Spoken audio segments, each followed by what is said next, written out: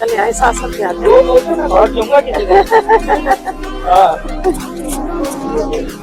आज उमेर भाई को हम जब डियर का कबाब खिलाएंगे ना, तो उमेर भाई यहाँ से भागते हुए जाएंगे। अच्छा और भगाने में जाएंगे। कबाबों की खुशबू यहाँ तक आ रही है, बाहर तक, अंदर जाके क्या हाल होगा भाई। हाँ हाँ।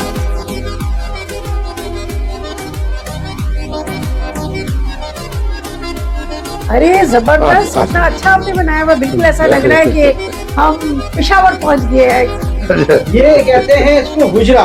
अच्छा। और ये स्पेशल लोगों के लिए हुजरा है। जितने भी स्पेशल सेलिब्रिटीज आते हैं अच्छा। वो यहाँ बैठते हैं। तो आज आप भी यहाँ पे तशरीफ अरे वाह। रखें और एंजॉय करें पेशावर का माहौल।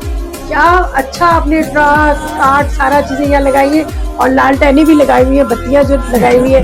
उसके अलावा ये उसकी जो घी वाली, ये घी में होती है। बिल्कुल बिल्कुल मुझे बिल्कुल देसी घी डाल के दो। बिल्कुल देसी घी देसी में घी डाल लेके जाऊंगी इसमें। और ये वर्क भी बड़े अच्छे रखे हुए, टीवी भी रखा हुआ है। कितना अच्छा आपने इसका सारा सेटअप बनाया है, माशाल्लाह।